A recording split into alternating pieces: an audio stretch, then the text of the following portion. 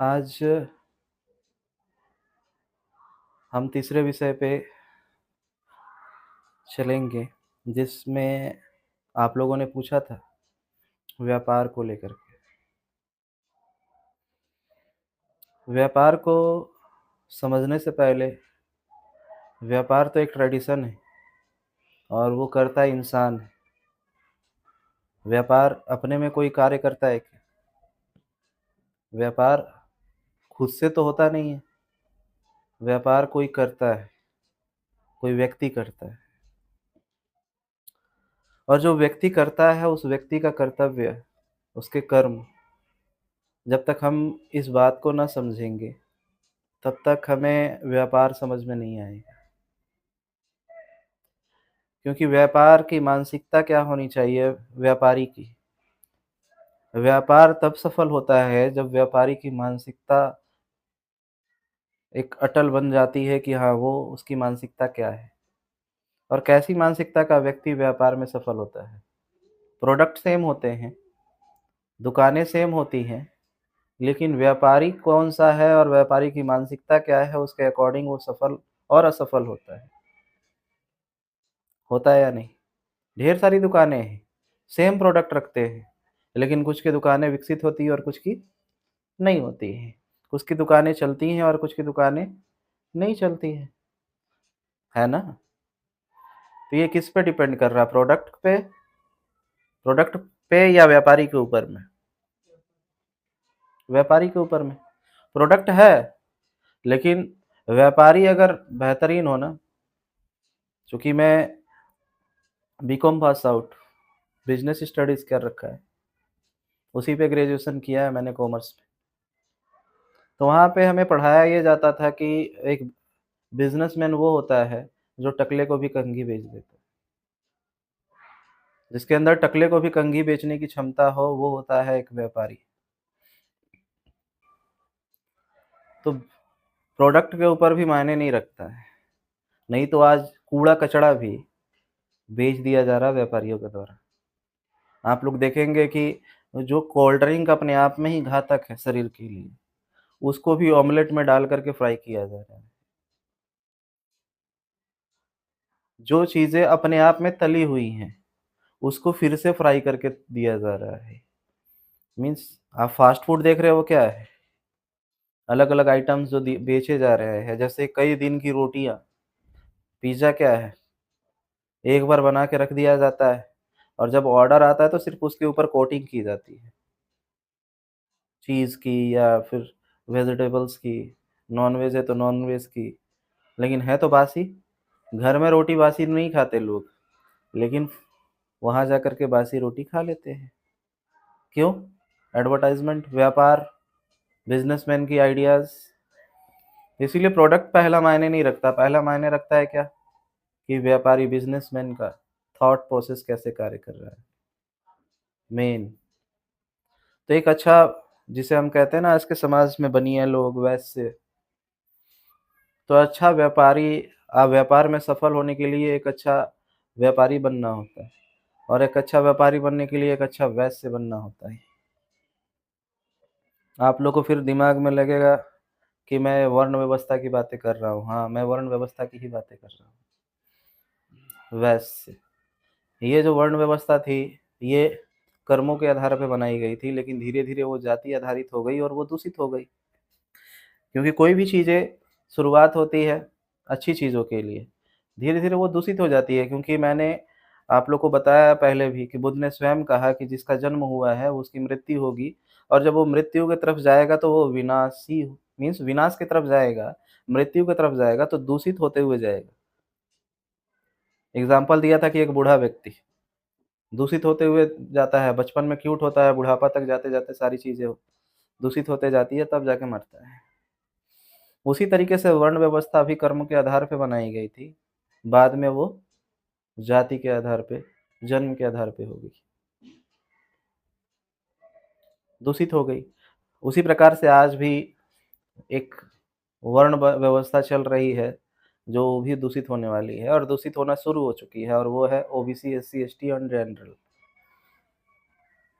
ये भी दूषित होना शुरू हो चुका है। जनरल, ओबीसी, एससी, एसटी 4 है ना? उधर भी ब्राह्मण, क्षत्रिय, वैश्य और शूद्र 4 थे। तो इधर भी तो ये दूषित होते जा रहे हैं ना। जैसे उसमें ब्राह्मण बड़ा, क्षत्रिय दूषित होने के बाद ये हुआ कि ब्राह्मण बड़ा, उससे नीचे क्षत्रिय, उससे नीचे वैश्य, उससे नीचे शूद्र। तो अब इसमें भी हो गया, जनरल सबसे बड़ा, ओबीसी फिर उससे नीचे, एससी उससे नीचे और एसटी उससे नीचे। ऐसी मानसिकता हो गई है समाज में। ओबीसी वाला एससी से अपने आप को बड़ा मानता है, एससी वाले एसटी वाले से अपने आप को बड़ा मानते हैं, जनरल वाले इन तीनों से अपने आप को बड़ा मानते हैं। तो वो वर्ण व्यवस्था इधर भी है। नहीं, धीरे-धीरे ये भी दूषित हो जाएगा, ठीक उसी प्रकार से जिस प्रकार से वर्ण व्यवस्था दूषित हुई थी। ठीक उसी प्रकार से आने वाले समय में इसका भी विरोध होगा, जनरल, ओबीसी, एससी, एसटी का। क्योंकि जो शोषित शोषित वर्ग के लिए बनाया गया था, अब वो शोषित ना होते हुए भी उसी वर्ग में रहेगा। जिस तरीके से ब्राह्मण का बच्चा ब्राह्मण, जबकि ब्राह्मण वो हो सकता था जिसने ब्रह्म का ज्ञान लिया है, उसे ब्राह्मण कहा जाता था, मीन्स कर्म के आधार पे। लेकिन अब क्या हो गया? कर्म क्या, अब जन्म के आधार पे हो गया। पहले कर्म के आधार पे था ब्राह्मण, अब जन्म के आधार पे, ब्राह्मण के घर में पैदा हुआ इसीलिए वो ब्राह्मण है। उसी प्रकार से भले आपके साथ शोषण हो रखा था या कोई भी सामाजिक पिछड़ापन थे, लेकिन आज आप आईएएस बन चुके हो और वो सारी फैसिलिटी है जो होनी चाहिए एक समाज के एक धारा में आने, मुख्य धारा में आने के लिए, और वो धारा में आप आ चुके हो, फिर भी एससी ही कहला रहे हो। तो हो गया ना, तो जन्म से आप भी जन्म से ही हो गए। तो अगर वो खराब तो ये भी खराब है, अगर वो खराब है जन्म से तो ये भी तो जन्म से खराब हो गया ना। सेम चीजें चल रही हैं, कुछ परिवर्तन नहीं होता है। नाम बदले जाते हैं, घर बदले जाते हैं। इस लोकतंत्र और राजतंत्र में सोन ये पिजड़ा चाहे लोहा का हो, पीतल का हो या सोने का हो, पिजड़ा पिजड़ा ही होता है। और जब भी एक शिकारी आता है ना, वो पुराने वाले पिजड़े की बुराई करके बोलता है चलो मैं दूसरे जगह रखता हूँ, तो वो अपने नए वाले पिजड़े में रख देता है। वो भी एक पिजड़ा ही है, भले ही वो पहले वाले से ज़्यादा अच्छा पिजड़ा हो, लेकिन वो पिजड़ा ही होता है, उसमें कोई अंतर नहीं होता। तो आज उसी तरीके से है, 5-5 हज़ार करोड़ की संपत्ति रखने वाले भी आज अपने आप को दलित कह रहे हैं, अछूत कह रहे हैं। उनके पास कोई कमी नहीं है कि वो ऑक्सफोर्ड यूनिवर्सिटी में भी जाके पढ़ सकते हैं। वो भारत में ना भी पढ़े तो चल सकता है। 5,000 करोड़ या 500 करोड़ भी जिसकी संपत्ति है, वो विदेश में जाके नहीं पढ़ सकता, आराम से पढ़ सकता है। वो भारत में कोई उसे रोक दे, विदेश में कोई रोक सकता है क्या? नहीं रोक सकता। फिर भी वो शेड्यूल कास्ट में, और वो अपना शेड्यूल कास्ट का पहचान नहीं खत्म करना चाहता, भले ही वो 500 करोड़ का मालिक है। और लोग कहते हैं ब्राह्मण, क्षत्रिय, वैसे अपना पहचान खत्म कर दे, कैसे करेगा? मीन्स दोनों तरफ वही चल रहा है। मैं किसी एक को अच्छा और किसी एक को बुरा नहीं कह रहा, मैं कह रहा हूँ सभी का वही हाल है। तो मैं अभी हम बात कर रहे थे वैश्य के ऊपर में, हम अभी ब्राह्मण पे भी किसी टॉपिक पे हम किसी दिन बात करेंगे कि ब्राह्मण कौन होता है। बुद्ध ने उसके बारे में भी व्याख्या किया, क्षत्रिय कौन होता है। लेकिन आज चूंकि हमें व्यापार के बारे में समझना है, इसीलिए हमें वैश्य के बारे में शुरुआत करने चल रहे हैं। तो वैश्य, और चौथे पे आता है शूद्र।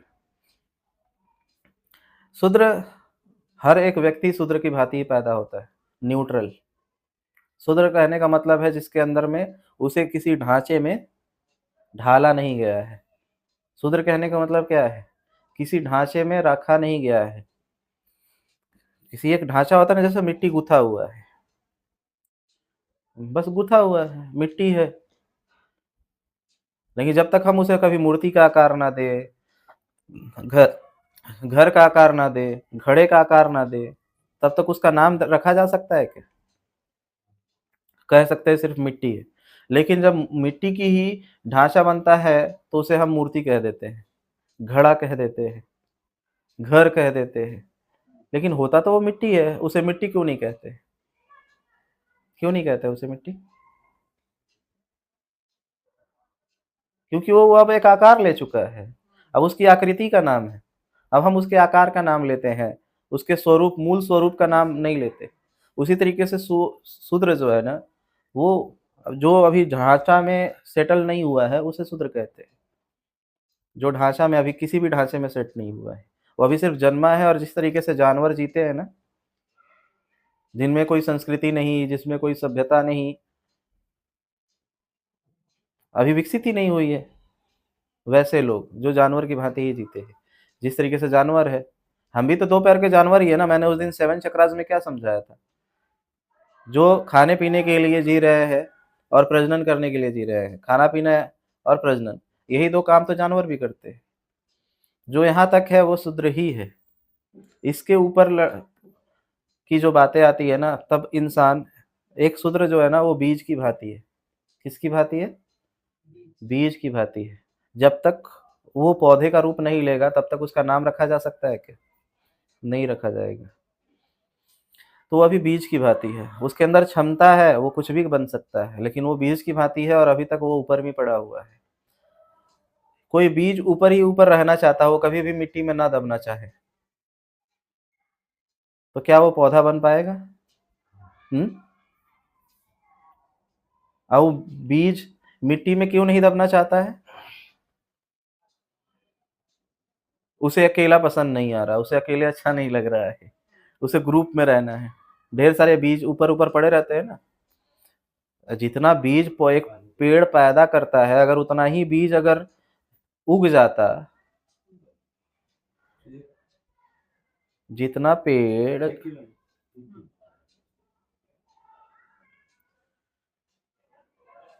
जितना पेड़ बीज उत्पन्न करता है, अगर उतना पेड़ का बीज उग जाता तो जगह खाली बचता? नहीं बचता। उतना नहीं उगता है। अधिकतर जो 90% कहे, 90 से ज़्यादा परसेंटेज कह दें, वो सारे बीज जमीन के ऊपर ही सड़ के खत्म हो जाते हैं। कुछ ही बीज है जो जमीन के नीचे दबते हैं और फिर वो पैदा होते हैं, जो लड़ने की क्षमता जिसमें होती है। तो उसी तरीके से अधिकतर जो बीज है, जो अधिकतर जो शूद्र है, दुनिया की जो 90% जो आबादी है जो शूद्र है, 80 to 90%, मैं पूरी दुनिया की बात कर रहा हूँ, वो दबना नहीं चाहती है। मीन्स कहने का मतलब अंधेरे में नहीं जाना चाहती है। जमीन के नीचे जाना मतलब एकांत में जाना, वहां ग्रुप में नहीं जा सकते। एकांत में जाना और फिर टूटना। बीज बिना टूटे हुए पौधा निकल सकता है क्या? नहीं। तो उसे एकांत में जाना होगा और फिर टूटना होगा। एकांत में जाएगा और टूटेगा, तब जाकर के बनता है ब्राह्मण, क्षत्रिय और वैश्य। एकांत में जाना पड़ता है और फिर टूटना भी पड़ता है। मीन्स मेहनत करना पड़ता है। लोग अपने आप को, जैसे अभी आप लोग टूट रहे थे, दर्द होता है ना, वही टूटना है। क्योंकि बदलाव जब होता है ना, बीज से पौधा निकलता है, तो बीज को भी तो दर्द होता होगा कि वो टूट रहा है, दो फाड़े में टूटता है और फिर उसमें से नई चीजें बनती हैं। उसी तरीके से मेडिटेशन से इंसान टूटता है। मेडिटेशन मीन्स गहरा अंधेरे में जाना। आप आंख बंद करते हैं तो कहाँ जाते हैं? अंधेरे में ही तो जाते हैं ना। आप आंख बंद कर लिए तो आप अंधेरा हो गया। अब उसमें जा करके अपने आप को जितना देर तक आप रखोगे, उतना अंदर से बीज फूटने की संभावना पैदा होती है। और जैसे ही आप टूट जाओगे तो एक नए व्यक्ति का जन्म होता है। तो जैसे ही नए व्यक्ति का जन्म होता है, वही होता है हर एक चक्र पैदा हो जाना। मीन्स दूसरा से तीसरा चक्र पे जाएंगे तो दूसरा वाला को तोड़ेंगे तब ना तीसरा पे जाएंगे। दूसरा टूटता है, उसमें से तीसरा वाला तीसरा चक्र जागृत होता है और एक पौधा निर्मित होता है।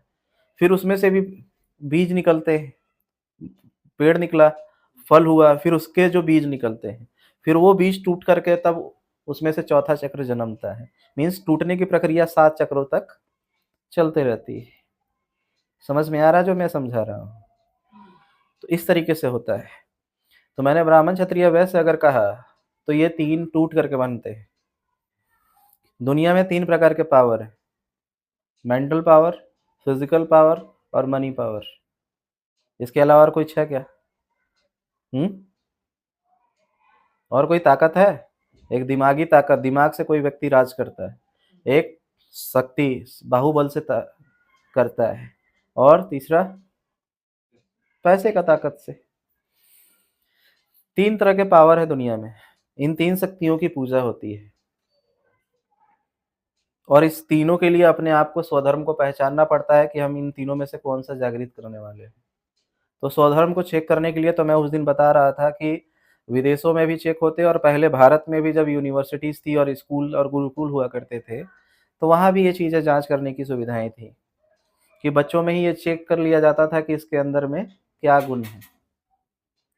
2 से 5 साल के बीच में 70% दिमाग का विकास हो जाता है, बताया था मैंने।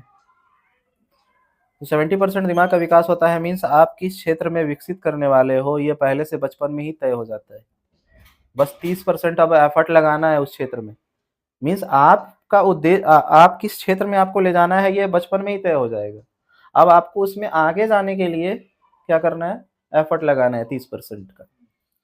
तो उस समय तय होता है। तो फिर उस समय चेक करना होता है कि ये तीनों गुण हर इंसान के अंदर में होते हैं। मैंने क्या कहा कि ये तीनों गुण हर एक व्यक्ति में होता है। उसे चेक करना होता है कि उसके अंदर कौन-सा गुण है। इन तीनों में से कौन-सा गुण है।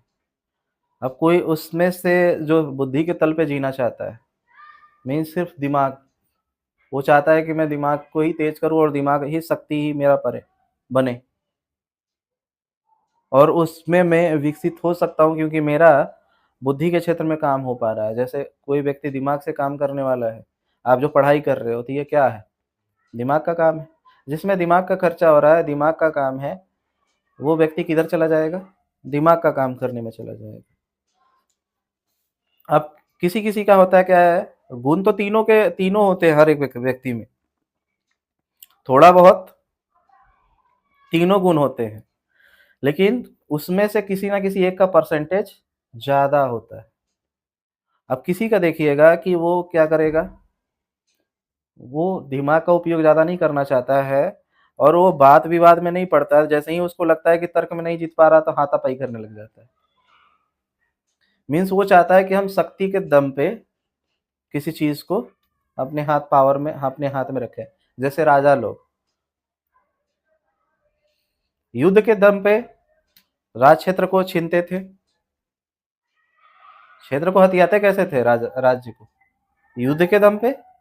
आज किससे चल रहा है? लोकतंत्र दिमाग से चलता है। और अमेरिका दुनिया का सबसे ज्यादा अमीर क्यों है? पैसे की वजह से। तो उसने अपना ताकत क्या बना दिया है? Money power. तो ये 3 कैटेगरी के आपको चेक करना होता है। कुछ-कुछ लोग होंगे जैसे मैं ही जब इन तीनों कैटेगरी के लोगों के साथ मेला घूमने गया, तो जब भी मैं कभी 3 कैटेगरी सॉरी बोल रहा हूँ, चारों कैटेगरी, तो चारों कैटेगरी के लोगों के साथ मैं मेला जा चुका हूँ, तो ये मेरा अपना पर्सनल अनुभव है। शूद्र मानसिकता का व्यक्ति के साथ जब मैं गया, जो अभी विकसित नहीं हुआ, अभी जैसे पैदा हुआ है वैसे ही है, वो टूटा नहीं है। टूटने के लिए अनुशासित और संकल्पित होना पड़ता है और उसका एक उद्देश्य बनाना पड़ता है। जिसका कोई उद्देश्य नहीं है वो शूद्र की भांति आराम से ज़िंदगी जीता है। जैसा ज़िंदगी चल रहा है, चल रहा है। लोग कहते हैं नहीं वो तो बहुत सारी चीज़ें बना लेता है, घर बना लेता है, बर्तन बना लेता है। बोले ये तो जानवर भी कर लेते हैं। ये कोई बड़ी चीज़ नहीं है, जानवर भी घोंसला बना लेते हैं। जगह खोज लेते हैं कैसे क्या करना है। तो वैसा व्यक्ति के साथ मैं जब गया मेला घूमने, शूद्र मानसिकता का व्यक्ति, शूद्र जाति नहीं कह रहा हूँ, शुद्ध मानसिकता कह रहा हूँ। तो वो क्या करते थे कि जितना पैसा अपने पॉकेट में है ना, जब तक खत्म ना हो जाए, तब तक मेला से बाहर नहीं जाते। कि मेला जाना है तो सारे पैसे खत्म करके ही आना। मीन्स वो देखेंगे हर चारों तरफ मुझे हर कुछ चाहिए और ज़रूरत पड़े तो उधारी माँग करके खाएँगे लेकिन खाएँगे। दूसरी मानसिकता के साथ जो मैं गया, जैसे वैसे मानसिकता का, तो वो लोग जब गए हमने जब उसके साथ गए और आइसक्रीम दुकान पे खड़े थे, तो आइसक्रीम हमें तो आइसक्रीम मुझे मेरा फ़ेवरेट रहा है हमेशा से। तो मैं आइसक्रीम खाने के लिए हमेशा जब भी मेला में भी जाऊँ तो आइसक्रीम ही खाऊँ। तो आइसक्रीम खाने के लिए गया तो वो भी मेरे साथ में थे। अब मैं तो आइसक्रीम लेकर खा रहा हूँ, वो पूछ रहा है भाई साहब 5 मिनट में ही भाई तुमने 50 को आइसक्रीम बेच दिया। अरे भाई कितने का आइसक्रीम पड़ता है? अरे 20-30 रुपए वाला ना ज़्यादा बिकता है। तो एक दिन में कितना आइसक्रीम बेच देते हो? अरे बिक जाता है 500 पीस तो बिक ही जाता है। वो तुरंत भर में 20-30 रुपए के हिसाब से 500, 15,000, 15,000। नेक्स्ट टाइम से हम भी आइसक्रीम दुकान लगाएँगे मेला में। ये कौन-सी मानसिकता है? हुँ? वैसे की मानसिकता। वो जो भी खाएगा या पिएगा ना, वो दुकान का भी हिसाब जोड़ते रहता है उस समय, कि ये दुकान लगाने से कितना फ़ायदा हो सकता है और नेक्स्ट टाइम मैं भी ये दुकान लगाऊँगा। अब मैं उसी समय कभी क्षत्रिय मानसिकता का व्यक्ति के साथ गया, क्योंकि हमारे ग्रुप में सारे लोग होते थे। तो वे लोग जब जाते थे ना, तो देखते थे कि वहाँ का अरे! यहाँ का मैनेजमेंट कौन सँभाल रहा है? मीन्स क्या होता है कि मेला का रंगदार लोग होते हैं, मैनेज करते हैं। जो वहाँ का गाड़ी कहाँ लगना है या मेला में वसूली करना झूले वाले से, ठेले वाले से, मिठाई वाले से, मतलब सारे दुकान वाले से वसूली करते हैं। और वो लोग झूला भी फ्री में झूलते हैं। आइसक्रीम वाले से आइसक्रीम भी फ्री में खाते हैं। तो वो देखता था, अरे! ये लोग के साथ रहना ज़्यादा बेटर है। अब उसका ध्यान ना दुकान लगाने पे है, ना खाने पे है, अपने पैसे खर्च करके। खाना है तो क्या फ्री में, और झूला भी फ्री में झूलना है, और वहाँ पे पकड़ बनाना है, क्योंकि दादा लोग का ज़्यादा नाम होता है ना उस एरिया का, मेला जो सँभालते हैं।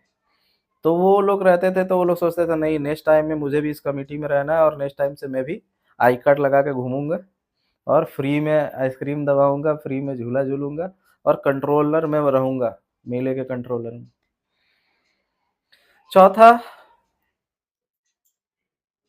ब्राह्मण। अब उसके साथ जब मैं गया, तो सबसे पहले वो ना मेला में खाने को गया, ना उसका ध्यान दुकान लगाने पे गया, ना उसका ध्यान मैनेजमेंट के लिए वो जो गार्डिंग करने की कमिटी पे गया, नहीं, डायरेक्ट मेला के कंट्रोलर कौन से हैं, तो वो ब्राह्मण होते हैं। क्योंकि पूजा पाठ का जो पंडाल समिति, पूजा समिति जो होती है ना, वो उसमें ब्राह्मण होते हैं। जो पूजा समिति को कंट्रोल कर लिया, वो झूला भी फ्री में झूलेगा, वो निर्णायक भी होगा, मीन्स अपना विचार भी रख सकता है कमिटी के सामने, दिमाग का। वो फ्री में झूला भी झूल सकता है, खा भी सकता है, और जो कंट्रोल कर रहे हैं उसके ऊपर धौंस भी जमा सकता है, ऐसे काम करो, वैसे काम करो, मीन्स उससे भी टॉप पे। ये 4 प्रकार की मानसिकता के लोग फील्ड में होते हैं। इस चीज़ से कोई भी डिसएग्री नहीं कर सकता है कि नहीं? हर जगह आप लोग देख सकते हैं कि ऐसी मानसिकता के लोग होते हैं। ये 4 मानसिकता के लोग पूरी दुनिया में होते हैं, इसीलिए इसे कैटेगराइज़ किया गया था इंसानों की मेंटालिटी के अनुसार, मानसिकता के अनुसार। तो जो वैश्य होता है, वो वैश्य के अंदर में क्या होता है कि वो शारीरिक तौर पे मजबूत, अगर एक तो मजबूत नहीं होता, एक कंडीशन तो ये होती है कि कभी-कभी क्या होता है कि शारीरिक तौर पे वो मजबूत नहीं होता। तो इसीलिए उसको अब क्या करना है, शारीरिक तौर पे भी मजबूत नहीं है और मानसिक तौर पे भी मजबूत नहीं है, कि उसको सिर्फ़ और सिर्फ़ मा ऐसा कहने का मतलब है कि मानसिक है ही नहीं, ऐसा नहीं, मैंने क्या कहा, तीनों क्वालिटी सब में होती है, लेकिन प्रधानता कोई एक होती है। तो उस शारीरिक तौर पे भी पूरा मजबूत नहीं है, तो शारीरिक शक्ति को उत्पन्न नहीं कर सकता। वो मानसिक तौर पे भी पूरा नहीं है, कि वो सिर्फ़ मानसिक वाले में ब्राह्मण बनने के लिए चला जाए। तो वो क्या करता है, वो चूज़ करता है कि मुझे अब पावर कहाँ से उत्पन्न होगा? मनी से। दूसरा, शरीर भी मजबूत हो सकता है, नहीं तो कोई लोग बोल देंगे कि नहीं-नहीं वैसे भी तो हट्टे-कट्टे दिखते हैं। हाँ, होंगे हट्टे-कट्टे, लेकिन जिगरा नहीं होता। शरीर हट्टा-कट्टा हो सकता है, 6 फुट के हो सकते हैं, लेकिन लड़ने का जिगरा होता है ना, मारपीट करने का, मर मिटने का, क्षत्रिय वाला, वो जिगरा नहीं होता। वो लड़ने से या मारपीट से बहुत डरते हैं। वैसा व्यक्ति वैश्य होता है। अब वो अपना पावर किधर खोजने जाएगा? मनी की तरफ। तो वो मनी की तरफ वो ज़्यादातर जाता है कि हमें मनी ही सिर्फ़ और सिर्फ़ व्यापार करके मनी पाना है। एक तो वो मैंने शारीरिक संरचना के बारे में मैंने बताया ही। अब मानसिक संरचना जो होता है वैश्य का, वो मैं बताने जा रहा हूँ। जब वो वैश्य बनता है, तो वैश्य वैश्य धर्म का पालन करता है। अब आपको अभी तक ऐसा लग रहा होगा कि धर्म तो एक होता है, ये वैश्य धर्म क्या होता है? नहीं, धर्म व्यक्तिगत मामला है। धर्म व्यक्तिगत मामला है। एक सृष्टि का धर्म अलग, मीन्स प्रकृति का नियम अलग, और एक वैश्य का नियम अलग। क्योंकि वैश्य का नियम वैश्य, चूंकि वैश्य का कैरेक्टर अलग है ना। मैंने अभी बताया ना वैश्य का शरीर का संरचना कैसा होता है, या उसकी सोचने की थॉट प्रोसेस कैसे होते हैं, सोचने की विचार करने की शैली क्या होती है, तो उसके अलग है। तो वो तो अपने अकॉर्डिंग ही जिएगा ना।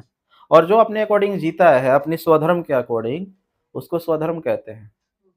वैश्य का जो धर्म है वो हर एक व्यक्ति का अपना स्वधर्म होता है, उसे पहचानना होता है। यहाँ पे अगर हम 5 लोग भी बैठे हुए हैं तो 5 का अलग-अलग स्वधर्म होगा। कोई किसी एक खास क्षेत्र में तेज होगा। पाँचों एक एक जैसे नहीं हो सकते। आप किसी फील्ड में तेज हो तो हम किसी फील्ड में तेज हैं, ये हो सकता है। पाँचों किसी एक, सारे के सारे किसी एक फील्ड में नहीं हो सकते। तो वहाँ पे ये चीज़ें चल रही होती हैं। तो वैश्य का जो मानसिकता होता है कि वो सीधे स्वधर्म का पालन करता है, मीन्स वैश्य धर्म का पालन करता है। वैश्य का क्या धर्म है, उसका क्या स्वधर्म है वैश्य का? वैश्य का धर्म इतना ही है कि एक तो वो सामाजिक धर्म का पालन करता है। सबसे पहला फोकस उसका ये होता है कि जो भी जहाँ पे भी वो रह रहा है, वहाँ की जो मेजॉरिटी धर्म है, मेजॉरिटी धर्म, उसका इज्जत करता है वो,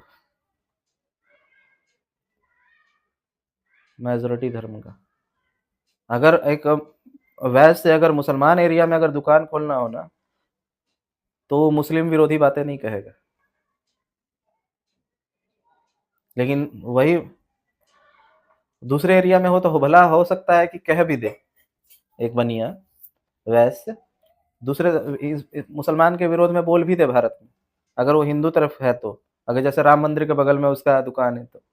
लेकिन मुस्लिम एरिया में अगर उसे दुकान खोलना है तो कभी भी चाह के भी उसके विरोध में नहीं बोलेगा, मीन्स मेजोरिटी के विरोध में नहीं बोलता। उसकी फोकस क्या है? पैसा। उसके लिए प्राथमिकता क्या है? पैसा है।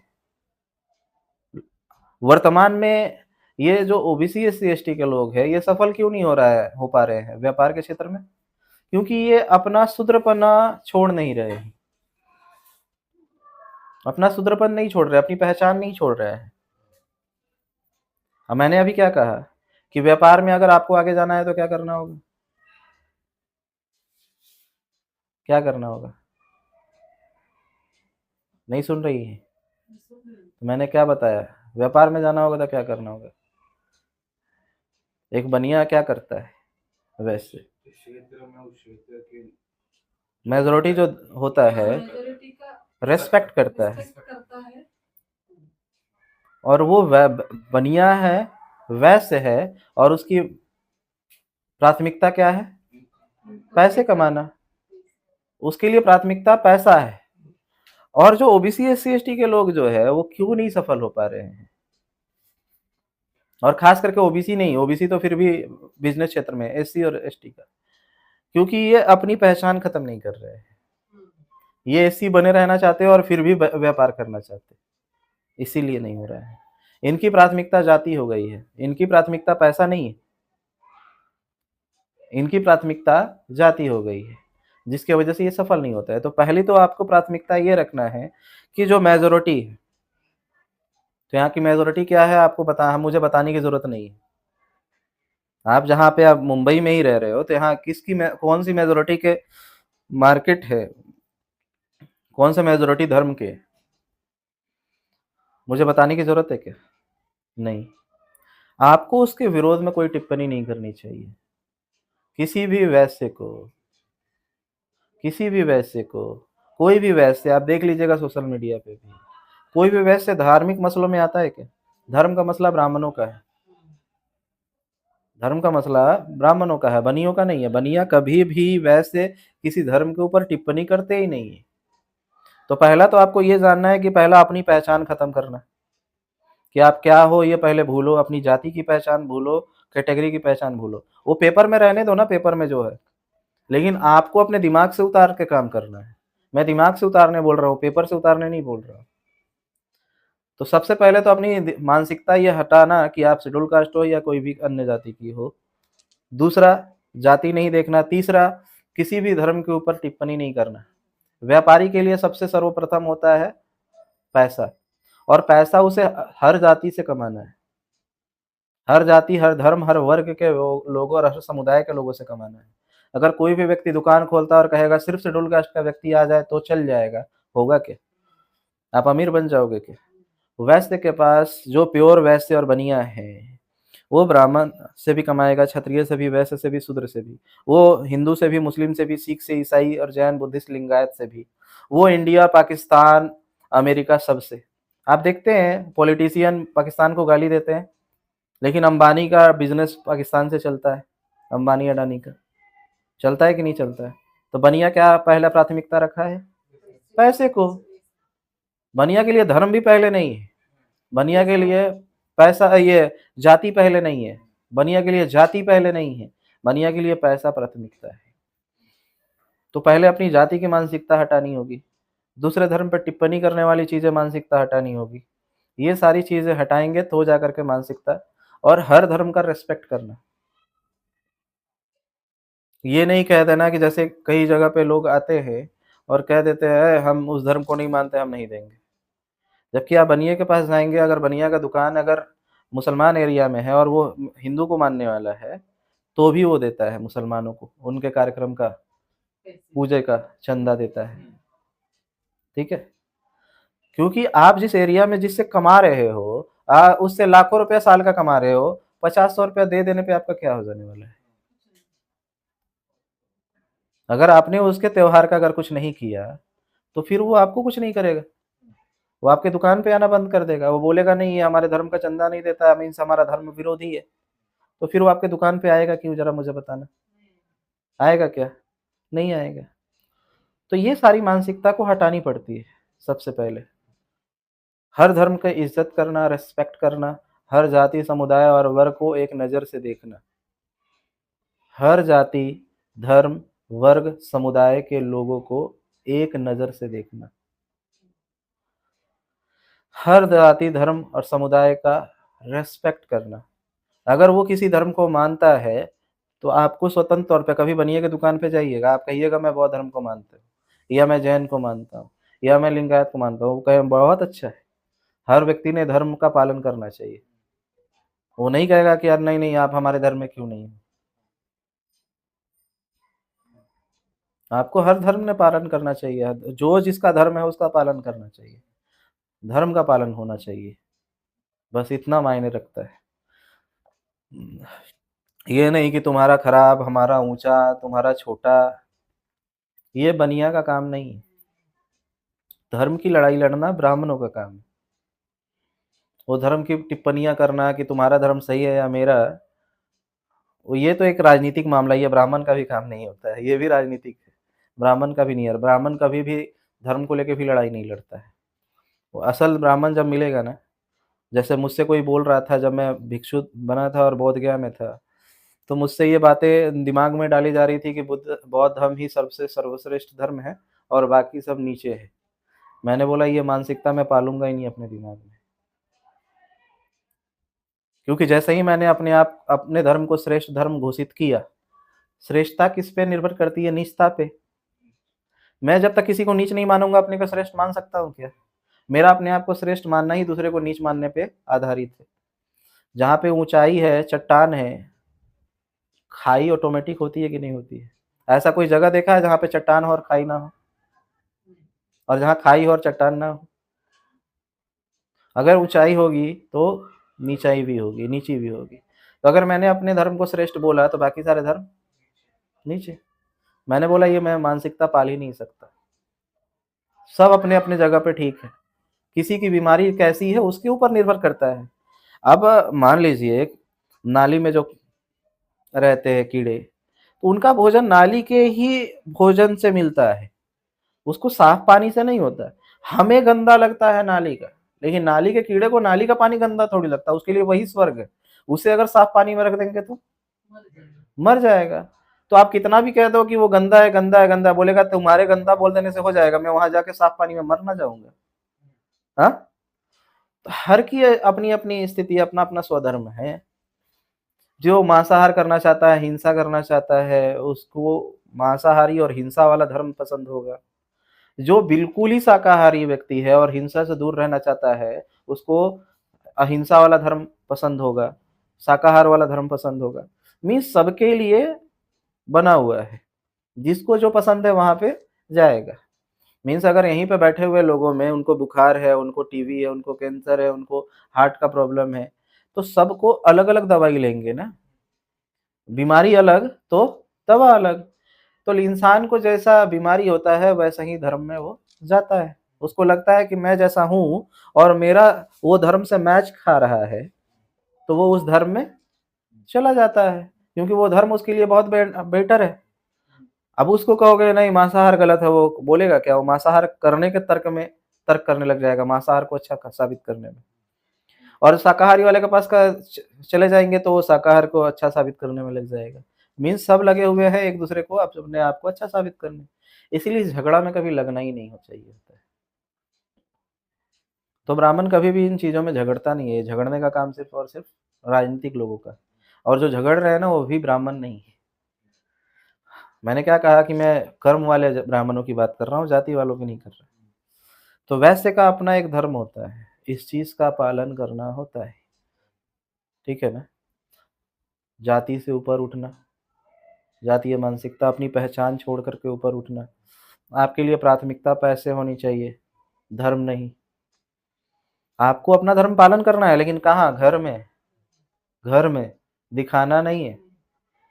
घर में आप जिसका पूजा करते हो, किसका नहीं करते हो, लोगों को बताने की ज़रूरत नहीं है। आप करते हो ना, आप अपना दिल में रखो। दिखावा करने की कोशिश नहीं करनी है, और ये करने वाला वैसे नहीं होता है, ठीक है? उसका काम ये नहीं है। ये चीज़ें दिमाग में रखनी होती है। फिर आता है, बुद्ध ने कहा है कि ठीक है, बनिया तो बनने के लिए तैयार हो गए हो वैश्य, लेकिन फिर वैश्य करना क्या काम होता है? तो बुद्ध ने अष्टांगिक मार्ग जो बताया है ना, उसमें उन्होंने सम्यक आजीविका के बारे में बताया। सम्यक आजीविका, आजीविका मीन्स जीवन यापन करने के लिए कोई व्यापार हम करते हैं, उसे आजीविका कहते हैं। जीविका के लिए कोई हम जो कार्य करते हैं जीविका चलाने के लिए। लेकिन फिर आता है ये सम्यक आजीविका। ये सम्यक आजीविका क्या होती है? ऐसी आजीविका जो हिंसा पे आधारित ना हो। बुद्ध ने कहा हिंसा पे आधारित आजीविका न करने के लिए, नहीं तो वो अपना एक कर्म संस्कार बनाएगा और दुखों से मुक्त नहीं होगा। दुखों से मुक्त होना है तो ऐसी आजीविका अपनाना जो हिंसा पे आधारित ना है। जैसे उन्होंने पशु हत्या पे बातें रखी कि जीव हत्या नहीं करना, पशु हत्या नहीं करना, जीव पालन नहीं करना, मीन्स पशु पालन भी नहीं करना, क्योंकि पशु पालन क्यों होता है? हत्या करने के लिए ही ना। तो उन्होंने इसके ऊपर उन्होंने मना किया। लेकिन मना करने का मतलब है कि जब आप पैसे कमाने लायक हो इसीलिए मना किया। कोई आदमी भूखे मरने वाला है और उसको बेचकर ही जीवन यापन कर सकता है, तब कर सकते हैं, मजबूरी बस। तो इंसान मांसाहार भी कर सकता है, ऐसा बोला गया है। बुद्ध ने ये भी बातें कही है। अब आप ऐसे जगह पे चले जाओ जहाँ पे साग सब्जियां है ही नहीं, तो क्या करोगे? मर जाओगे? नहीं, वहाँ पे ना चाहते हुए भी मांसाहार करना होगा। लेकिन जहाँ पे है वहाँ पे तो नहीं करना ना। तो ऐसी आजीविका नहीं करना जो पशुओं की हत्या पे आधारित हो। दूसरी चीज़ है ऐसा व्यापार, जैसे कि अभी लोग सूदी पे पैसा चलाते हैं, इंटरेस्ट पे, तो उसमें भी शोषण नहीं करना। हाँ, ठीक है, आप पैसा दे रहे हो किसी को तो फ्री में देने के लिए बुद्ध नहीं कह रहे हैं कि फ्री में दे दो। लो, लेकिन उतना ही लो जितना कि आपको ऐसा लगे कि जैसे हमने बिज़नेस में लगाया था। और बिज़नेस का जैसे फ़ॉर्मूला में अगर मैंने जो पढ़ा, 20% प्रॉफ़िट मिनिमम रखा जाता है। 20% पे बिज़नेस चलता है। उसके ऊपर तो लोग हज़ारों ले लेते हैं, वो अलग बात है। लेकिन मिनिमम 20% रखना होता है, मिनिमम। इतना पे बिज़नेस चलता है। तो 20% कम से कम आप ले रहे हो तो ठीक है, चलता है। लोग कितना ले ले रहे हैं? देते हैं 5,000 रुपया और वो वसूल लेते हैं 15,000 रुपये। 1 लाख रुपया दिए और किसी से 5 लाख वसूल कर लिए। तो इस तरीके की चीज़ें नहीं करना, मीन्स अति ना कर देना, किसी का शोषण ना करना, सुद्धि देने के चक्कर में, इंटरेस्ट पे पैसा देने के चक्कर में, ये सारी चीज़ें। इन चीज़ों से भी दूर बचना। फिर आगे चीज़ें आती हैं आजीविका में, कि अगर आप बिज़नेस कर रहे हो, जैसे कि अगर हम मैंने मेडिकल की ही बातें की, मेडिकल की बातें, तो मेडिकल में क्या होता है? मेडिकल 300-300%, 500-500%, 1,000 परसेंटेज पे प्रॉफिट पे चल रहा है। जब मैं खुद जिम में था, जिम में काम करता था, तो तैयार करवाता था प्लेयर्स को। प्लेयर्स तैयार करने के लिए, बॉडी बिल्डिंग के लिए भी, उसमें लोग स्टेरॉइड्स लेते हैं, इंजेक्शन। जिसमें से एक इंजेक्शन मैं बता ही देता हूँ, आप कोई मेडिकल वाला केस कर देंगे तो अलग बात है। नाम ले लेता हूँ, नाम किसी का नहीं ले रहा, मैं दवाई का नाम बता रहा हूँ। जब भी आपको बुखार होते हैं ना और शरीर कमज़ोर पड़ता है, तो डॉक्टर डेका-ड्यूराबोलिन देता है, कमज़ोरी की वजह से। क्योंकि ज़्यादा बुखार होने की वजह से, तबीयत खराब होने की वजह से शरीर में कमज़ोरी होती है, तो डेका-ड्यूराबोलिन इंजेक्शन देते हैं। उसका उपयोग होता है बॉडी बिल्डिंग में, वेट गेन करने के लिए। जो लड़कियों का भी शादी नहीं होता ना पतली होने की वजह से, उनको भी डॉक्टर डेका-ड्यूराबोलिन का इंजेक्शन दे देकर मोटा करता है। कई लड़कियों का डेका-ड्यूराबोलिन का इंजेक्शन दे दे करके मोटा करके उनकी शादी की गई है। उससे वेट गेन होता है, ताकत बढ़ता है। तो इसका इंजेक्शन जब लड़के लगाते थे तो मुझसे कहते थे कि आप ही लगा दो। तो मेरे संपर्क में एक डॉक्टर का वो तो होता है ना, उसके साथ चेला जो होता है,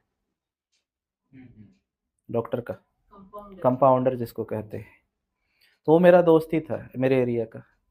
तो उसने बोला, मैंने बोला भाई मुझे ये वाला इंजेक्शन चाहिए, तो बोला चल ना तुझे सस्ता में दिलवा देते। तो मैं गया दुकान पे और वो मुझे लेके चला गया डीलर के पास। तो मैंने उसको बोला कि डेका-ड्यूराबोलिन दिलवा दो मुझे 10 पीस। तो उसने 10 पीस का एक डब्बा ही आता है, 10 पीस का एक डब्बा ही आता है। एक-एक डब्बा 10 उसमें भरा रहता है।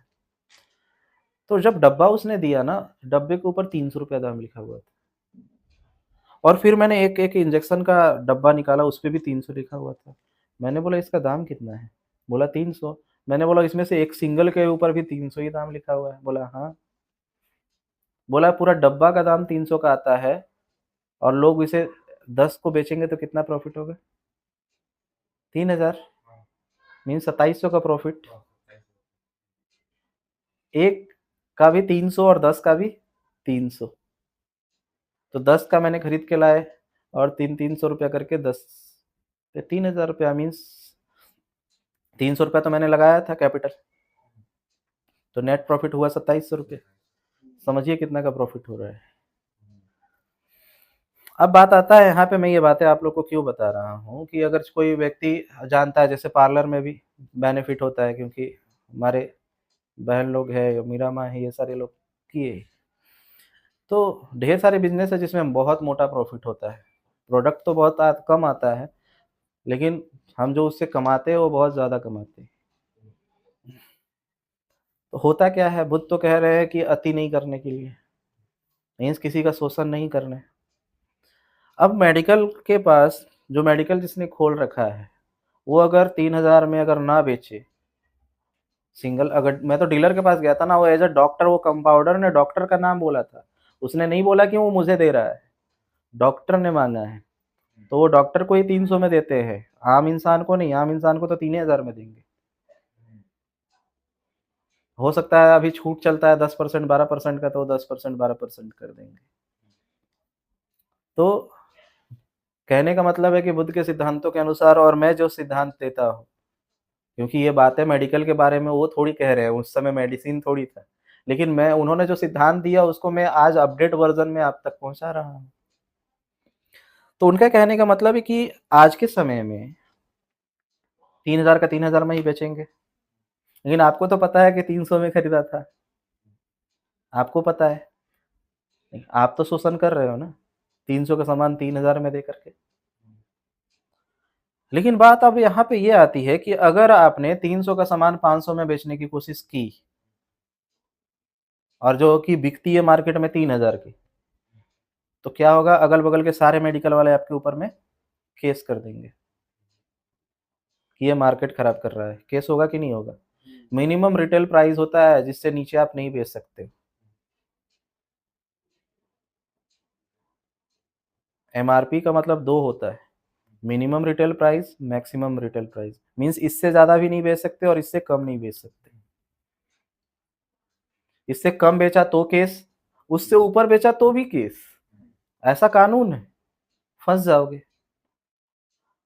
तो वहाँ पे अगर बुद्ध के सिद्धांत के अनुसार अगर देखें, तो वो क्या कहेंगे? कहेंगे ठीक है, मजबूरी है तुम्हारा 300 का सामान को 3000 में बेचना, क्योंकि इससे कम में बेचे तो क्या होगा, केस हो जाएगा। तो ठीक है, तुम अगर शोषण तो कर तो गलत रहे हो, क्योंकि तुम उन चोरों के ग्रुप में शामिल हो चुके हो, तो चोरों के विरोध में जा नहीं सकते, नहीं तो सारे चोर मिलकर मार देंगे। तो 3000 में बेचो, लेकिन तुम्हें तो पता है ना कि तुम ज़्यादा कमा रहे हो, तो उसको दान करो। मीन्स एक हाथ से पैसे लो, मना नहीं करो, लेकिन दूसरे हाथ से देने की भी कला लो। मीन्स उसे मैनेज करो, क्योंकि जो तुमने गलत काम किए हैं और जितना गलत किया है उसे अपना देख लो कि तुम्हारा दुकान में तुमने रेंट लगाया, तुमने सामान खरीदने के लिए एक्सपोर्टिंग का जो खर्च हुआ, बिजली बिल हुआ, जो भी चीज़ें आज के समय में कंप्यूटर और खर्च आ रहा है, डाटा का खर्च आ रहा है, सब जोड़ लो, उसमें अपना प्रॉफिट जोड़ लो और जो एक्सेस ज़्यादा हो रहे हैं उसे तुम डोनेट करो, दान करो। इसीलिए आप देखेंगे कि अंबानी जैसे लोग, जितने भी बिजनेसमैन हैं, मैंने अंबानी का नाम लिया क्योंकि वो आप लोग नाम जानते हो इसीलिए, वो लोग बड़े-बड़े मंदिरों में सोने के, चांदी के मुकुट दान करते हैं, पैसे दान करते हैं, करोड़ों-करोड़ों रुपया। ट्रस्ट ओपन करके रखा है उन लोगों ने। ट्रस्ट के माध्यम से वे गरीब बच्चों को पढ़ाने का काम करते हैं, अंधे बच्चों को भी रखते हैं, ब्लाइंड स्कूल भी चलाते हैं, अनाथ बच्चों को भी रखते हैं। अभी-अभी उन्होंने एनिमल्स के लिए भी खोला है, उसके बेटे ने, ट्रस्ट के तहत। तो वो क्या करते हैं, उनको भी ये बात पता है, क्योंकि एक सिद्धांत है ये प्रकृति का कि अगर आपने अंदर दान करने की कला नहीं है, रिटर्न नहीं आ सकता। जिसके अंदर देने की कला नहीं है ना, वो पाने का अधिकारी भी नहीं होता है, क्योंकि देने की कला से क्षुद्रता खत्म होती है।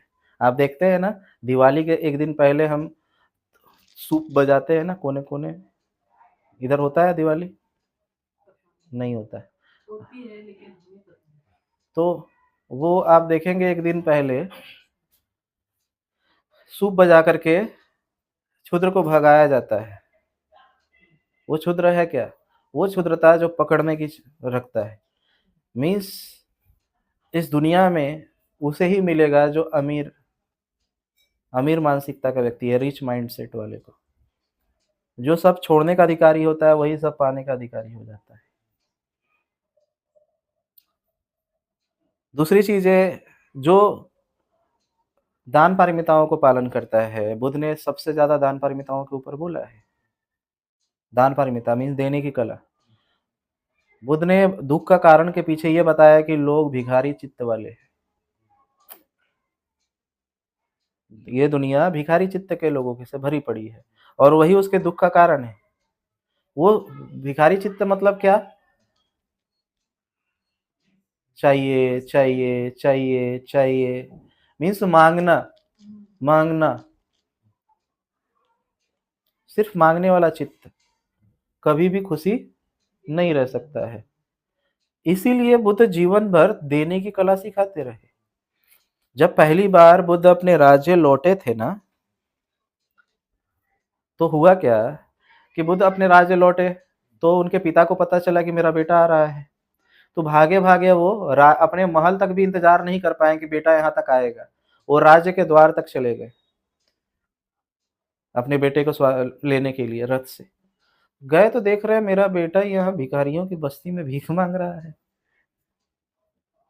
और एक ऐसा भिखारी भी कहो तो ऐसा भिखारी जो देने लायक नहीं था, उसके यहाँ से भी उन्होंने बुढ़िया से दान लेकर के आए, एक आलू। आलू, आलू। तो उनके पिताजी खड़ा होकर और गुस्सा आ गए। बोले, "ये बताओ, तुमको भिक्षा ही माँगना था, तो राज्य के अमीर बस्तियों में जाके माँगना चाहिए था। वैश्यों की बस्ती में चले जाते, वहाँ कुछ ज़्यादा अच्छा दान मिलता। ये गरीबों की बस्ती में क्यों गए हुए थे? और वो भी ले रहे हो तो क्या वो देने लायक भी नहीं है, आलू ले रहे हो उससे।" वो बोले, "पिताश्री, इन लोगों को देने की कला सिखा रहा हूँ, क्योंकि इनका चित्त, ये तब तक ही इनके अंदर परिवर्तन नहीं आएगा जब तक कि ये देने की कला नहीं सीख जाते। ये अभी तक सिर्फ लेने की कला सीख रहे हैं, और प्रकृति के नियम में मिलता उसे है जो देने की कला जानता है। प्रकृति में मिलता ही उसे है जो देने की कला जानता है, लेने की नहीं। अगर वो देने की कला जानता है ना, तो उसे मिल अपने आप जाता है। देने की कला जानने वाला व्यक्ति को मिल अपने आप जाता है। उसे मिलने के लिए मेहनत नहीं करना पड़ता है, देने की कला। तो उन्होंने बोला कि मैं भिखारियों की बस्तियों में और इन लोगों की बस्तियों में जाता हूँ, ताकि ये इनके पास जो भी है ये मुझे दे, मैं मांगता हूँ इनसे, तो कम से कम इनके अंदर में से थोड़ा तो देने की आए कि हमने दिया, हम भी दे सकते हैं, हम भी देने वाले में से हैं, मांगने वालों में से नहीं। इसीलिए तो कहा जाता है ना, स्वाभिमानी व्यक्ति, भिखारी भी हो और स्वाभिमान हो तो वो मांगेगा नहीं। आप देखेंगे दो तरह के भिखारी नजर आएंगे आपको। एक भिखारी कोई ना कोई सामान दे करके आपका गाड़ी पोछेगा, ट्रैफिक पे गाड़ी पोछ करके पैसे मांगेगा, नहीं तो कोई सामान आपको दे करके, फूल हो या कोई भी खिलौने हो, दे करके पैसे मांगेगा। वो स्वाभिमानी भिखारी होते हैं। और एक भिखारी होता है बिना कुछ किए हुए भीख मांगता है। गरीब भी दो प्रकार के होते हैं, सॉरी मैंने भिखारी कह दिया। भिखारी तो वो है जो मांग रहा है फ्री पे, वो तो भिखारी नहीं है जो फ्री में नहीं मांग रहा है, वो भिखारी नहीं हो सकता है। उसने तो अब कुछ ना कुछ सर्विस दिया या फिर प्रोडक्ट दिया जिसकी वजह से मांगता है। वो स्वाभिमानी गरीब है। और दूसरा गरीब फ्री में मांगने की कोशिश करता है। तो भिखारी चित्त व्यक्ति कभी भी सफल नहीं होता है, देने वाला। इसीलिए जितने भी बनिए होते हैं ना, वो देने पे आधारित है। और देते कैसे है ना, देने की भी कला सारे धर्मों ने सिखाया है। देने की भी कला, एक हाथ से दो तो दूसरे हाथ को पता नहीं चलना चाहिए।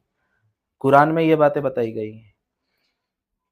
दाहिना हाथ अगर पुण्य करे ना, तो बायां हाथ को पता नहीं चलना चाहिए। नेकी कर और दरिया में डाल, मीन्स हाथ को पता भी नहीं चलना चाहिए कि इस हाथ से पुण्य किया। अगर आपने दिमाग में डाल लिया कि आपने पुण्य किया, तो पुण्य नहीं हुआ। वो दान डोनेशन नहीं हुआ, वो इन्वेस्टमेंट हो गया।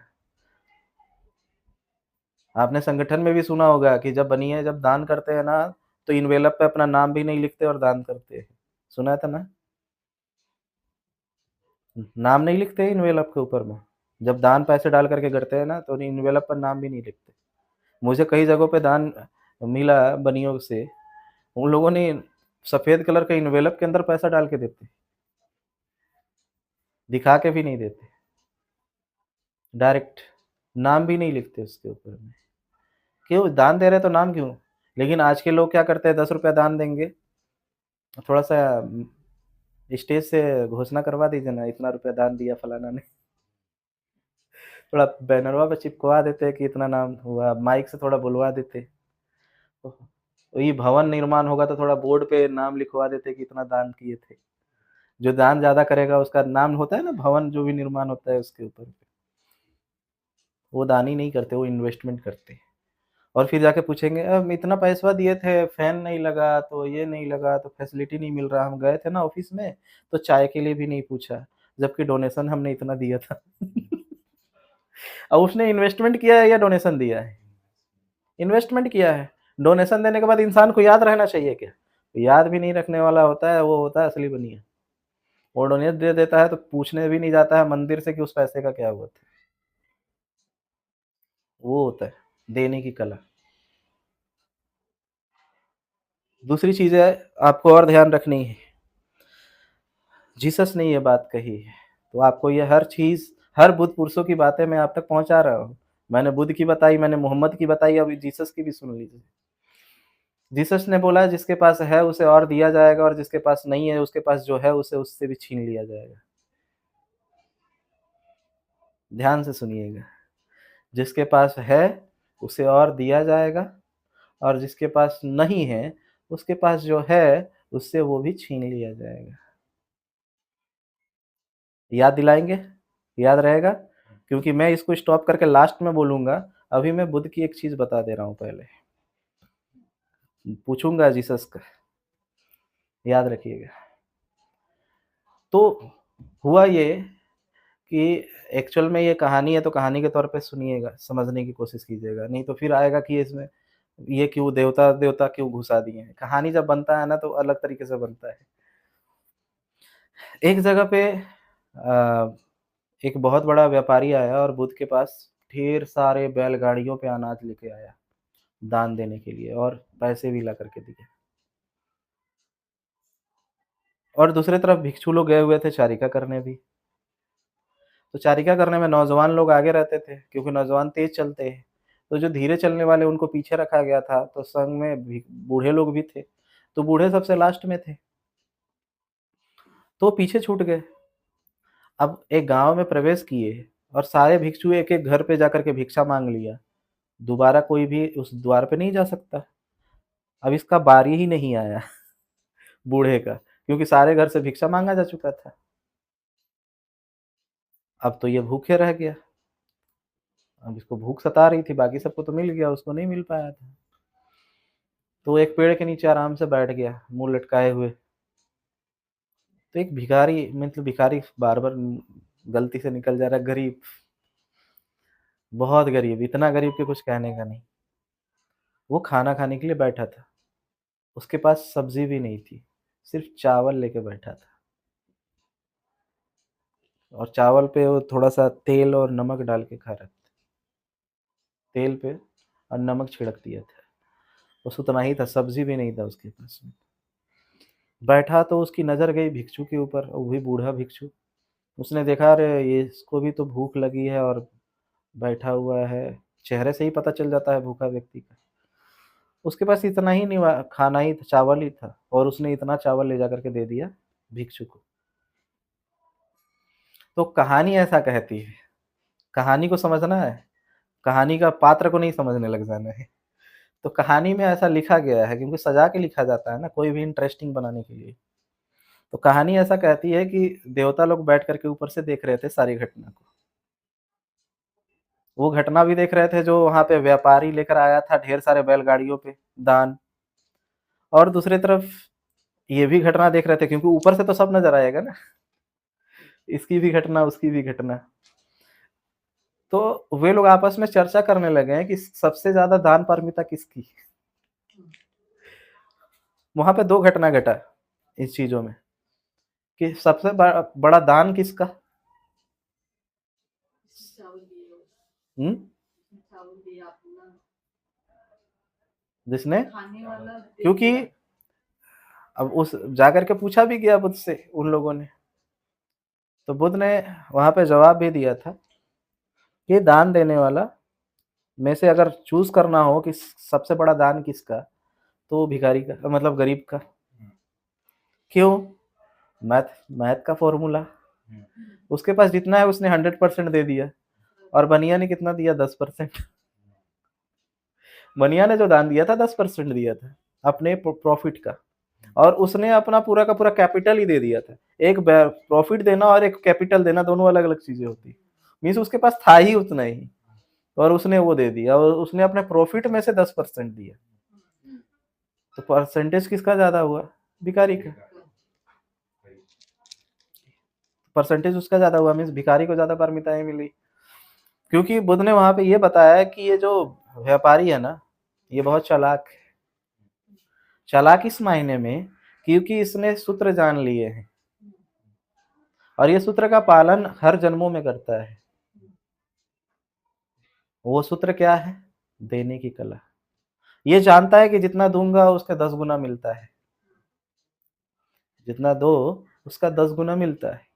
इसीलिए दान ज़्यादा करता है ताकि इसे और मिले। दान करने वाले को और ज़्यादा मिलता है। किधर से मिलेगा उसका अंदाज़ा नहीं रहेगा, लेकिन मिल जाएगा कहीं से। तो बुद्ध ने कहा, इस व्यापारी को पता है कि जितना दूंगा उसका और 10 गुना मिलेगा, इसीलिए वो देते रहता है। लेकिन भिखारी को तो पता नहीं था ना, उस गरीब को नहीं पता था, लेकिन फिर भी दिया, उसका ज़्यादा, इस मामले में भी ज़्यादा, क्योंकि वो सोच समझ के दे रहा है और ये बिना सोचे समझे दे रहा है, इसलिए भी। दूसरी चीज़ है, फिर वहाँ पे लोगों ने पूछा कि बुद्ध, ठीक है हमने मान लिया कि दान उसका ज़्यादा बड़ा, लेकिन दान देना कहाँ होता है?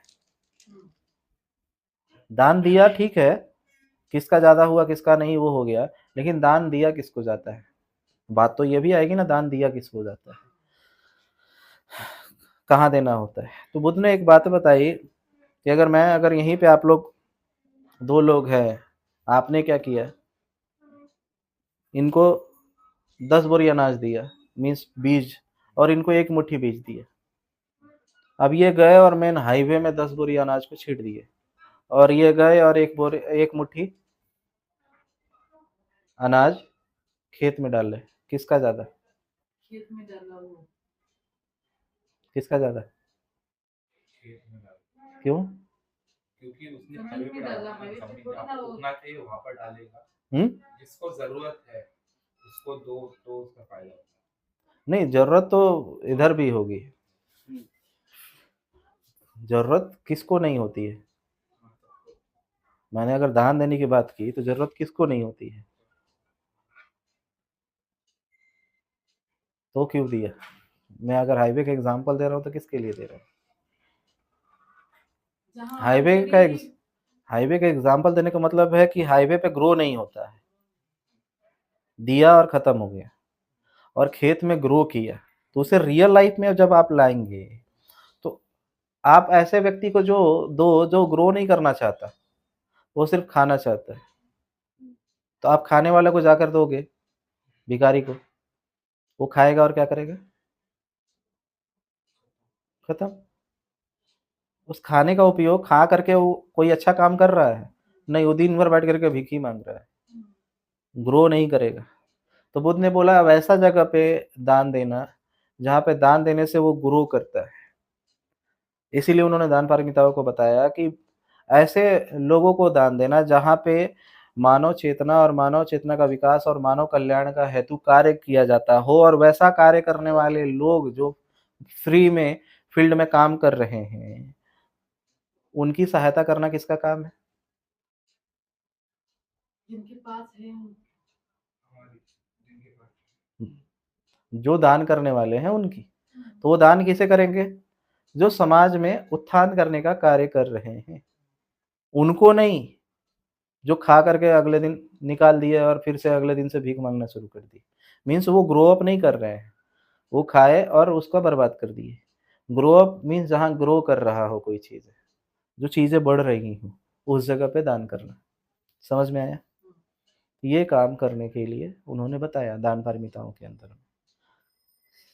ठीक है, अब लास्ट में मैं बता देता हूँ और ख़त्म करता हूँ जीसस का।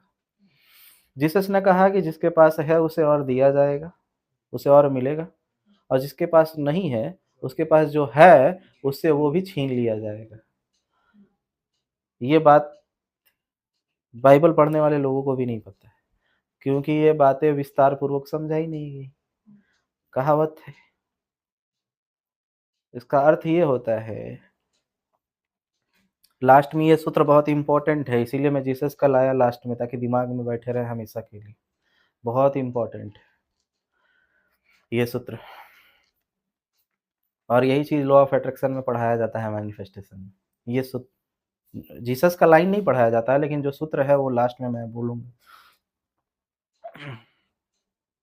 जिसके पास है उसे और दिया जाएगा, उसे और मिलेगा, और जिसके पास नहीं है उसके पास जो है उससे वो भी छीन लिया जाएगा।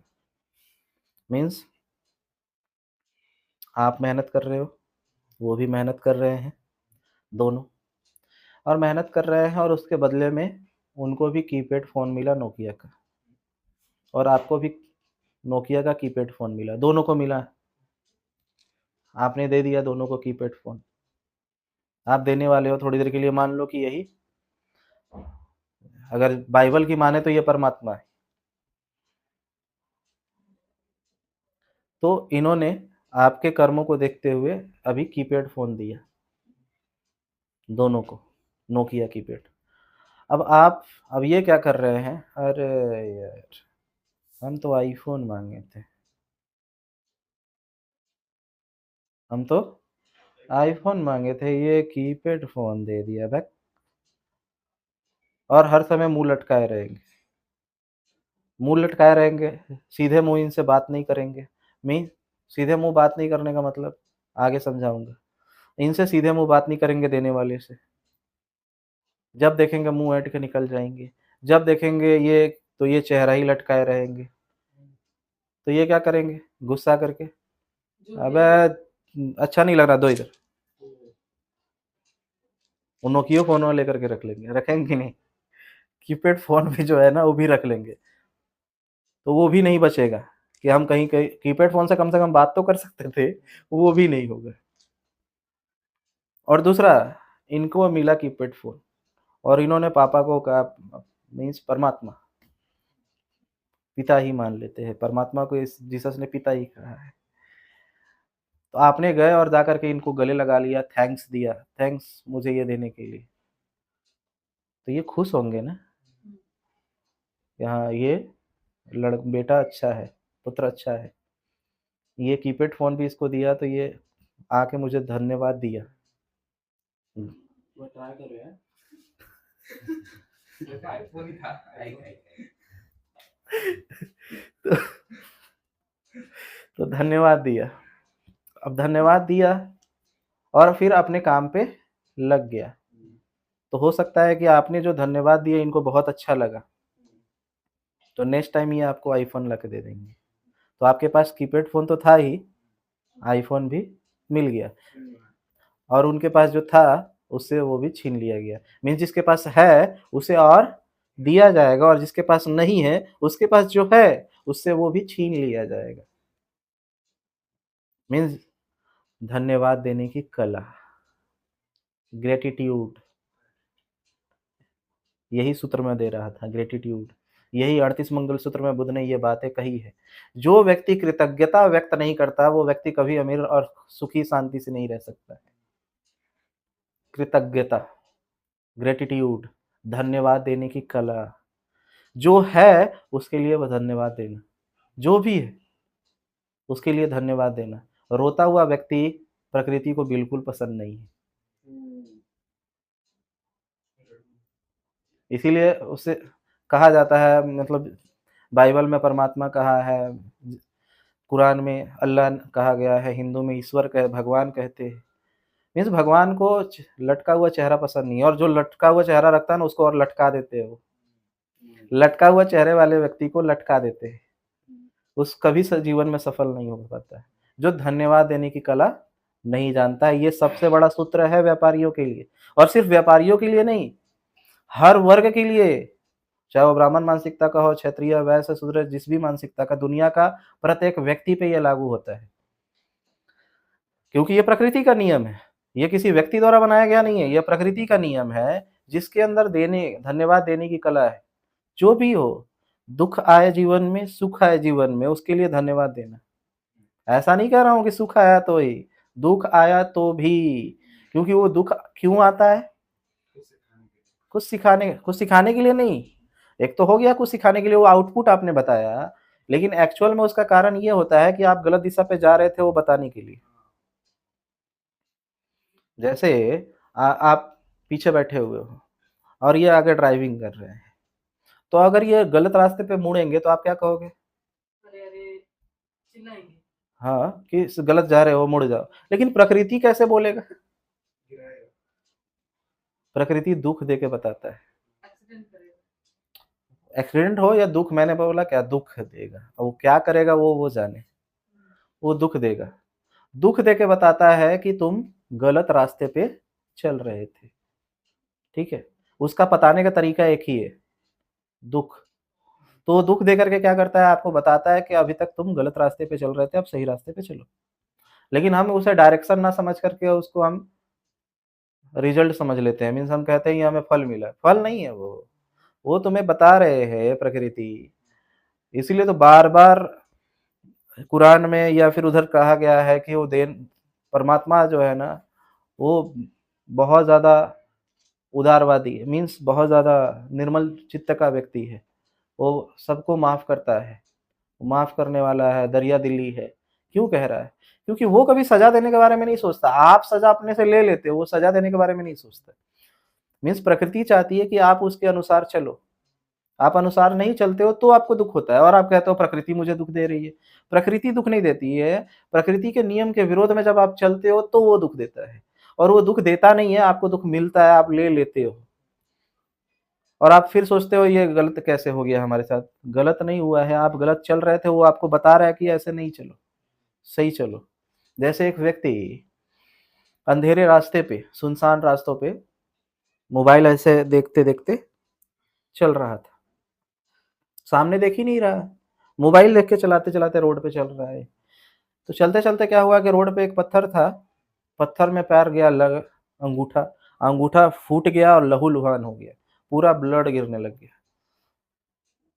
तो उसको बहुत दर्द हुआ और उसने पूरा पत्थर को गाली दिया, पत्थर को गाली दिया। अब लेकिन उसे जाना तो था अपने घर। तो अब क्या किया कि अब उसने मोबाइल का टॉर्च जलाया और रोड पे चलते हुए देखते हुए चल रहा था, रोड देखकर चल रहा था। मोबाइल देख कर के नहीं, रोड देख के चल रहा था कि अगर आगे भी फिर से पत्थर मिल गया तो? तो आगे चलते हुए कुछ दूर गया तो देखा कि आगे रोड टूट गया है और वो खाई बन गया है, गड्ढा। तो फिर उसको लगा अरे! अगर मुझे उस पत्थर से चोट ना लगा रहता, तो मैं आगे कहाँ जाके गिरता? खाई में। फिर वो वापस गया और जाकर के पत्थर को धन्यवाद दिया कि तू अगर ठोकर ना मारा रहता, तो मैं मोबाइल का टॉर्च ना जलाता और मैं रोड को देखते हुए ना जाता। मीन्स जीवन में जब ठोकर लगते हैं और दुःख मिलता है ना, तो उसके पीछे के कारण होते हैं, ठीक है ना? अकारण कुछ भी नहीं होता। तो जीवन में दुःख आए तो, सुख आए तो हमें धन्यवाद देना चाहिए कि तूने मुझे जगाया दुःख दे कर के कि नहीं ये रास्ता सही नहीं था। मैं सही रास्ता पे अब चल सकूँ। गाली नहीं देना है, विरोध नहीं करना है। हर छोटी-छोटी चीज़ों के लिए जब तक आप धन्यवाद नहीं देते ना, तब तक कुछ नहीं मिलने वाला है आपको। हर व्यक्ति रो रहा है, अरे थोड़ा और पैसा आ जाता ना, जो है उसके लिए धन्यवाद नहीं दे रहे हैं। जो नहीं है उसके लिए मन में दुःख रखे हुए हैं, समझ रहे? जो है उसके लिए धन्यवाद नहीं देना है, जो आपके पास नहीं है उसके लिए दुःख प्रकट करना है।